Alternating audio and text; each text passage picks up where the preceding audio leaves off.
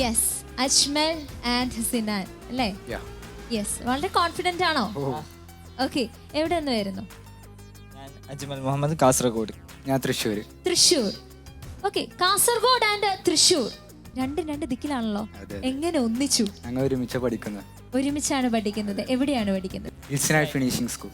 Okay, so ഇന്ന് നിങ്ങൾ എന്ത് കോൺസെപ്റ്റ് ആണ് നമ്മുടെ ഗ്രാൻഡ് ഫിനാലെ വേദിയിൽ അല്ലെ, എയ്മർ യങ് സിഇഒയുടെ ഒരു ഗ്രാൻഡ് ഫിനാലയിൽ വരെ എത്തുക എന്ന് പറഞ്ഞാൽ അത്ര ചില്ലറ കാര്യമൊന്നുമല്ല, അതും ഇത്രയും ചെറിയ പ്രായത്തിൽ. സോ അത്രയും ഒരു അടിപൊളിയായിട്ടുള്ള കോൺസെപ്റ്റ്, അത് എന്താണ് എന്നറിയാനുള്ള ഒരു ക്യൂരിയോസിറ്റിയും നമുക്കുണ്ട്. ഓക്കെ, എന്താണ് ആ കോൺസെപ്റ്റ്? ആക്ച്വലി നമ്മൾ ഐഡിയ എന്ന് പറഞ്ഞാൽ ഇപ്പോൾ കാറിൻ്റെ എക്സോസ്റ്റിൽ നിന്ന് വരുന്ന ബാഡ് ആയിട്ടുള്ള പൊല്യൂഷനെ ഫിൽട്ടർ ചെയ്തിട്ട് ഗുഡ് ആയിട്ടുള്ള പൊല്യൂഷനെ, അതായത് ഗുഡ് ആയിട്ടുള്ള എയറിനെ പുറത്തേക്ക് വിടുക എന്നുള്ളതാണ്. അടിപൊളി. Okay fine. സോ ഇനി അങ്ങോട്ട് വരാനുള്ള അല്ലേ ഡെവലപ്ഡ് സിറ്റീസിൽ ഒരുപാട് യൂസ്ഫുൾ ആയിട്ടുള്ള ഒരു കോൺസെപ്റ്റ് ആണ് ഇവരുടെ. അപ്പോൾ we are very eager to see that. നമ്മുടെ ജഡ്ജസും വളരെ ആകാംക്ഷയോട് കൂടി ഇങ്ങനെ നോക്കുകയാണ്. സോ ഏകദേശം നമ്മൾ നമ്മുടെ ലാസ്റ്റിലേക്ക് എത്തുകയാണ്. സോ വളരെ കോൺഫിഡൻ്റ് ആയിട്ട് അല്ലേ, വളരെ എനർജറ്റിക് ആയിട്ട് പ്രസന്റ് ചെയ്യുക. നിങ്ങൾ ആരാണ് പ്രസന്റ് ചെയ്യുന്നത്? സിനാനാണ് പ്രസന്റ് ചെയ്യുന്നത്. Okay, so go ahead, all the very best. എന്തായാലും അടിപൊളിയാക്കൂ. ഓക്കെ. ഞാനൊരു ദിവസം കോഴിക്കോട് നിന്ന് ഹോസ്റ്റൽ ലീവ് കഴിഞ്ഞ് തിരിച്ചു വരുന്നിടയിൽ റെയിൽവേ സ്റ്റേഷനിൽ നിന്ന് റെയിൽവേ ഇറങ്ങിയിട്ട് ഒരു ഓട്ടോ പിടിക്കുന്നുണ്ടായി. ഓട്ടോ പിടിക്കുമ്പോൾ ഞാൻ ഓട്ടോ ഡ്രൈവറായിട്ട് ഇങ്ങനെ സംസാരിക്കുമ്പോൾ ഓട്ടോ ഡ്രൈവറിൻ്റെ അടുത്ത് പറയാണ്, മോനെ പൊല്യൂഷൻ കാരണം ആകെ ശ്വാസം മുട്ടലും ബുദ്ധിമുട്ടാണ്, ഓട്ടോ നിർത്തി പോകാനാണെങ്കിൽ അന്നം മുട്ടും. അപ്പോൾ ഞാൻ ഈ കാര്യത്തിൽ നിന്ന് ചിന്തിച്ച് എന്തുകൊണ്ട് ഇതിനൊരു പരിഹാരം ഉണ്ടാക്കിക്കൊള്ളാം. കാരണം ചെറിയ കുട്ടികൾ മുതൽ വലിയ മുതിർന്നവർ വരെ ദിവസവും റോഡിലൂടെ സ്കൂളിലേക്കും അതുപോലെ തന്നെ ജോലി കാര്യങ്ങൾക്കായിട്ട് പോകുന്നുണ്ട്. അവരും ഈ സെയിം അവസ്ഥ എന്തുകൊണ്ട് അനുഭവിക്കുന്നു? ഈ പൊല്യൂഷൻ കാരണം. അങ്ങനെ ഇരിക്കെ ഞാനൊന്ന് ചിന്തിച്ചു, ഇതിനൊരു സൊല്യൂഷൻ വേണമല്ലോ. അങ്ങനെ ഒരുപാട് റിസർച്ച് ചെയ്തപ്പോഴാണ് ആ ഒരു ഞെട്ടിക്കുന്ന സംഭവം ഞാൻ കാണുന്നത്. ഇന്ത്യയിൽ തന്നെ 1.6 മില്യൺ ഡെത്താണ് എയർ പൊല്യൂഷൻ കാരണം മാത്രം ഉണ്ടാകുന്നത്. അത് കാരണം ഇന്ത്യയിലെ 10ൽ 7ഓളം സിറ്റികളിലെ എയർ ക്വാളിറ്റി എന്ന് പറഞ്ഞാൽ വളരെയധികം ബാഡായിട്ടാണ്. അതായത് ഒരു തരത്തിലുള്ള ക്വാളിറ്റി അവിടെ കാണിക്കുന്നില്ല. ഇതുമൂലം 300 മില്യൺ പ്ലസ് വാഹനങ്ങളിൽ നിന്നാണ് ഇത്തരം ബാഡ് പൊല്യൂഷനെ പുറത്തേക്ക് വിടുന്നത്. സോ അതിനായി ഞാൻ കണ്ടുപിടിച്ചത്, അതായത് ഞങ്ങൾ ടീം കണ്ടുപിടിച്ചതാണ് ക്ലീൻ ഡ്രൈവ്. നമ്മൾ സൊല്യൂഷൻ എന്ന് പറഞ്ഞാൽ ഇത് കാറിൻ്റെ, അതായത് വാഹനത്തിൻ്റെ എക്സോസ്റ്റിൻ്റെ ടെയിൽ പൈപ്പിൽ ഘടിപ്പിക്കുന്ന ഒരു പ്രൊഡക്റ്റാണ്. ഇതിന് 3 ലെയറുകളുണ്ട്. ഒന്ന് മെറ്റാലിക് മെഷ് ഫിൽറ്ററും പെറ്റഹെപ് കാട്രിഡ്ജും അതുപോലെ തന്നെ ആക്ടിവേറ്റഡ് കാർബൺ ബ്ലോക്കും.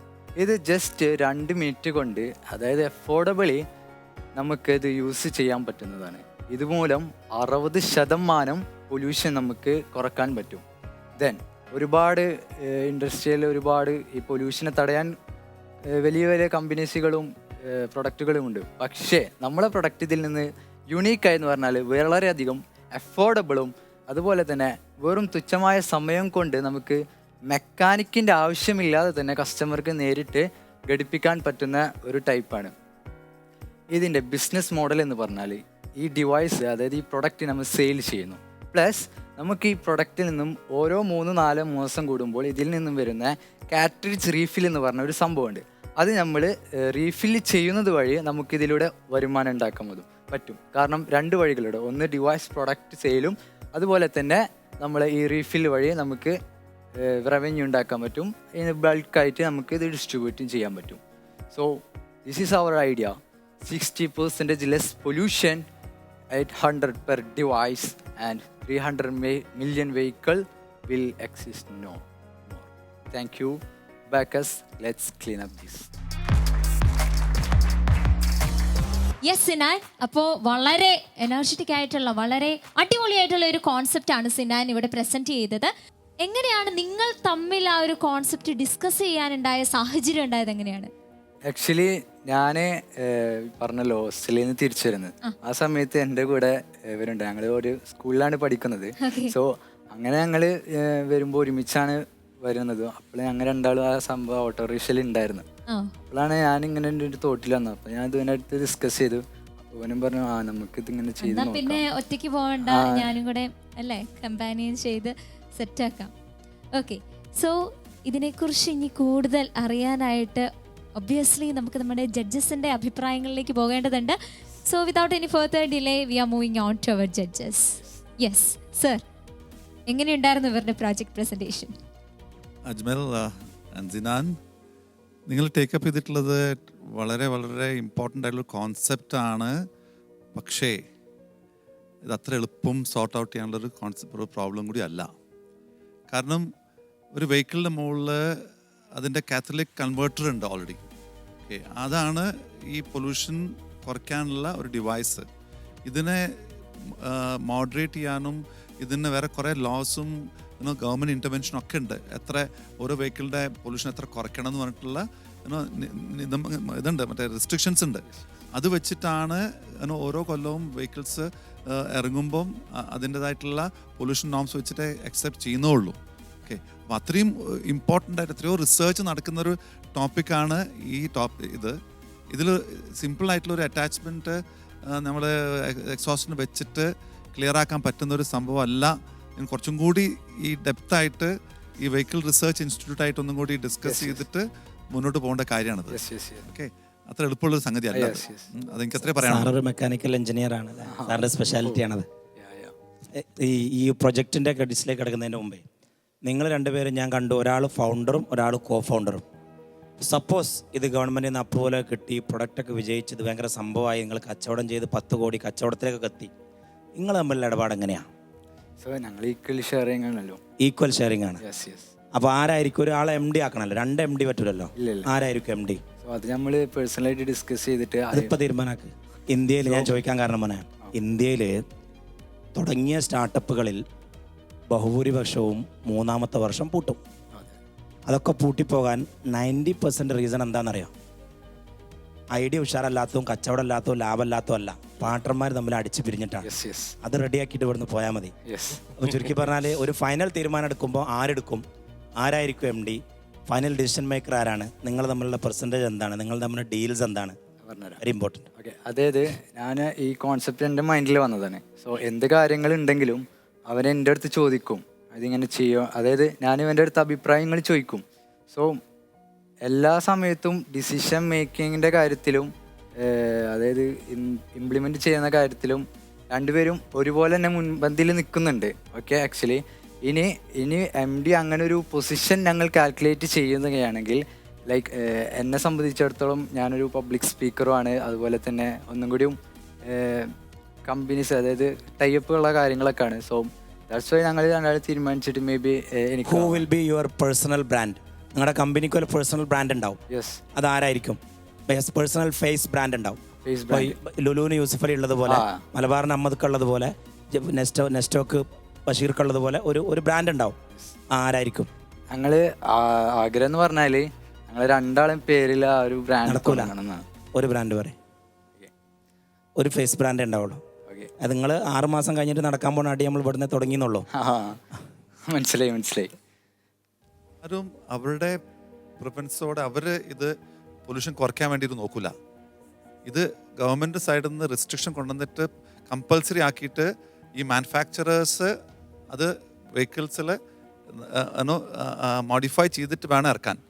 അല്ലാണ്ട് പുറമേ നിന്നൊരു ഡിവൈസ് വെച്ചിട്ട് കണക്ട് ചെയ്തിട്ട് പൊല്യൂഷൻ കുറയ്ക്കാൻ വേണ്ടിയിട്ട് ആരും വാങ്ങിച്ചു വെക്കാൻ പോകുന്നില്ല.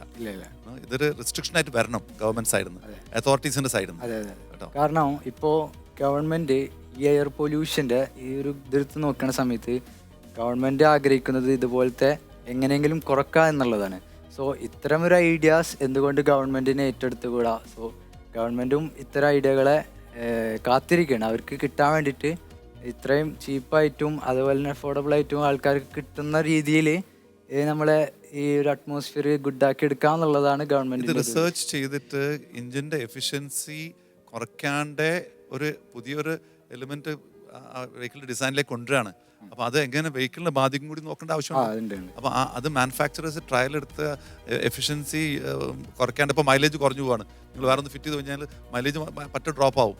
ആരെങ്കിലും യൂസ് ചെയ്യോ? ഇല്ല, അതിനാണ് സാറ് ഇത് വെച്ചാൽ വാറണ്ടി കിട്ടൂല എന്നുള്ള ഇത് കമ്പനി ത്രൂ പറ്റുള്ളൂ. സാർ അതാണ് ഞാൻ പറയുന്നത്.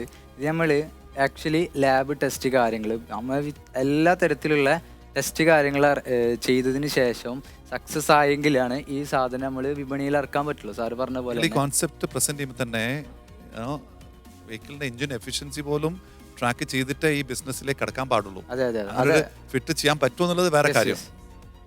അല്ല, വേറെ കാര്യം, നിങ്ങൾ ഈ പ്രായത്തിൽ നിങ്ങളിങ്ങനെ ആശയം നല്ല ആശയമാണ്. പക്ഷേ ഒരു ആസ് എ ഇൻവെസ്റ്റർ എന്നുള്ള രീതിയിൽ വരുന്ന സമയത്ത് ഇൻവെസ്റ്റർ ആദ്യം പറയാൻ പോകുന്ന കാര്യം എല്ലാം നെഗറ്റീവ്സാണ്. ആ സൈഡിൽ നിന്ന് ഞാൻ പറയണത് എന്താ വെച്ചാൽ, ഇപ്പം തന്നെ നമ്മൾ റോഡിലിറങ്ങി 10 വെഹിക്കിൾ ഒരു വെഹിക്കിൾ എന്താണ് ഇലക്ട്രിക്കലായി. ഒരു 10 വർഷം കഴിയുമ്പോൾ എന്ത് സംഭവിക്കും? 10 വർഷം കഴിയുമ്പോൾ ഒരു 90% വെഹിക്കിൾ കൺവേർട്ട് ചെയ്തിട്ട് എന്ത് ചെയ്യും?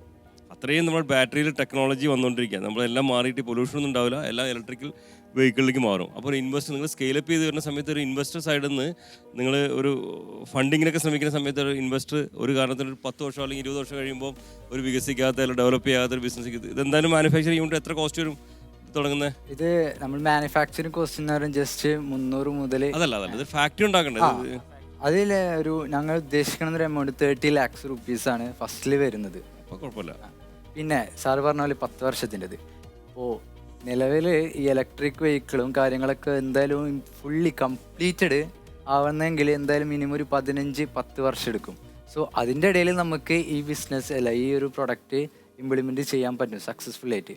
അടുത്ത 15 വർഷം മുന്നേ എന്ത് ചെയ്യുന്നുള്ള കാര്യത്തിൽ നമ്മൾ ഈ പ്രൊഡക്റ്റ് എന്ത് ചെയ്യും, വലിയ വലിയ ഫാക്ടറികളിലേക്ക് മാറ്റും.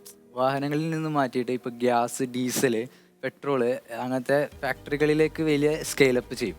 സോ ഇതിൽ നിന്ന് കിട്ടുന്ന കോസ്റ്റ് ഫ്ലോയിൽ ഇതിൽ നിന്ന് കിട്ടുന്ന റവന്യൂ വെച്ച് നമ്മൾ എന്ത് ചെയ്യും, ഈ ചെറിയ സാധനം വലുതാക്കിയിട്ട് നമ്മൾ ഈ ഫാക്ടറി കാര്യങ്ങളിലേക്ക് കൊണ്ടുവരുന്നതാണ്. അതുമാത്രമല്ല ഇതിൽ നിന്ന് വരുന്നത് ഞാൻ പറഞ്ഞല്ലോ റീഫില്ലിൻ്റെ ഒരു സാധനം.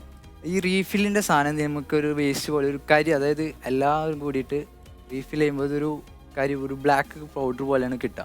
സോ ഈ ബ്ലാക്ക് പൗഡർ നമ്മൾ കംപ്ലീറ്റ് ബൾക്കായിട്ട് സ്റ്റോർ ചെയ്തിട്ട് ഇങ്ക് കമ്പനി അതുപോലെ തന്നെ ടയർ മാനുഫാക്ചറിങ് കമ്പനികളിലേക്ക് ഇത് ഡിസ്ട്രിബ്യൂട്ട് ചെയ്യും. സോ അതുവഴിയും നമുക്ക് എന്ത് ചെയ്യാം, റവന്യൂ ഉണ്ടാക്കാനുള്ള പോസിബിലിറ്റീസ് ഉണ്ട്.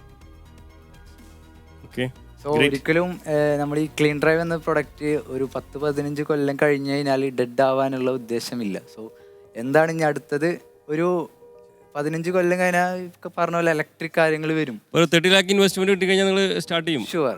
കോൺസെപ്റ്റ് വിജയിച്ചിട്ടില്ലെങ്കിലും നിങ്ങളുടെ ഈ പറഞ്ഞ എൻ്റർപ്രണർഷിപ്പ് സ്കിൽസും എൻ്റർപ്രണർഷിപ്പ് ഡ്രൈവും മുന്നോട്ട് വരട്ടെ. വേറെ പ്രോഡക്ട്സിലേക്ക് ഇതുപോലെ പുതിയ കോൺസെപ്റ്റ്സിലേക്ക് നീങ്ങാനുള്ള ഒരു ഊർജ്ജം തരട്ടെ എന്ന് പറയാണ്. Thank you sir. So thank you so much. അപ്പോൾ വലിയ ഒരു നേട്ടത്തിലേക്ക് മുന്നോട്ട് പോകട്ടെ. കുറച്ചുകൂടിയൊക്കെ ക്ലാരിറ്റി വരാനായിട്ട് സഹായിച്ചോ ജഡ്ജസിന്റെ ഒപ്പീനിയൻ? ഓക്കെ, നമുക്ക് കിട്ടുന്ന എല്ലാ ഒപ്പീനിയൻസും നമുക്ക് ഒരു ഉപകാരപ്പെടുന്നതാണ്. All right. സോ യെസ്, നമ്മുടെ ഒമർ സാർ പറഞ്ഞതുപോലെ നിങ്ങൾ ആരായിരിക്കും ആ ഒരു PR അല്ലെങ്കിൽ ആരായിരിക്കും MD CEO എന്നൊക്കെ തീരുമാനിക്കാനായിട്ട് ഇത് സഹായിക്കുമോ? ഓഹോ, സഹായിക്കും. ഓഫ് കോഴ്സ് അല്ലേ. സോ കുറച്ചുകൂടി ക്ലാരിറ്റി വരുത്തിക്കൊണ്ട് കുറച്ചുകൂടി നന്നായിട്ട് നിങ്ങളുടെ ബിസിനസ്സിനെ മുന്നോട്ട് കൊണ്ടുപോകാനായിട്ട് സാധിക്കട്ടെ. So wishing you once again all the very best. Thank you so much.